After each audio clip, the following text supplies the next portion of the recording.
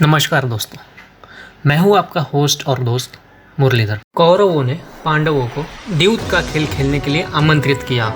इस खेल में पांडव हार गए और उन्हें हस्तिनापुर की गद्दी का दास बनना पड़ा। इसी वजह से दुर्योधन ने दुशासन को पूरी महसभा के सामने द्रौपदी को महल से खींच कर लाने के लिए कहा। दुशासन ने वही किया जो दुर्योधन ने कहा था। दुर्योधन ने समग्र सभा के सामने द्रौपदी को निर्वस्त्र करने का निर्णय लिया और दुशासन को उसके वस्त्र उतारने के लिए कहा गया।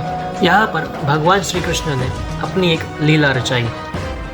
दुशासन द्रौपदी की साड़ी तो उतार रहे थे, लेकिन साड़ी खत्म होने का नाम नहीं ले रही थी। आखिरकार दुशासन थक गया, लेकिन वो द्रौपदी की साड़ी उतार नहीं पाया। इस घटना को द्रौपदी के वस्त्रहरण के नाम से भी जाना जाता है। महामहिम तथा भीष्म पितामह उसी महसभा में उपस्थित थे। वो चाहते तो ये वस्त्रहरण रोक सकते थे, लेकिन उन्होंने ऐसा कुछ नहीं किया।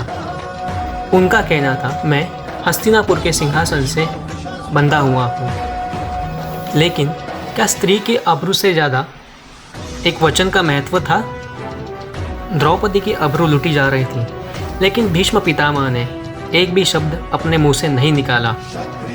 लेकिन अगर वे कुछ क्षण के लिए अपना वचन तोड़ देते और स्त्री की अब्रू की रक्षा करने का धर्म निभाते, तो ये वस्त्रहरण रुक सकता था। लेकिन भीष्म पितामह ने ऐसा कुछ नहीं किया। वस्त्रहरण के बाद पांडवों को 12 वर्ष का वनवास और 1 वर्ष का अज्ञातवास भुगतना पड़ा और उसके बाद ही महाभारत का युद्ध हुआ।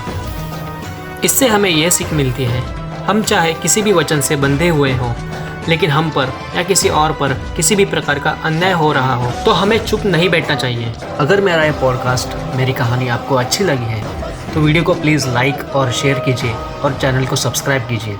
धन्यवाद।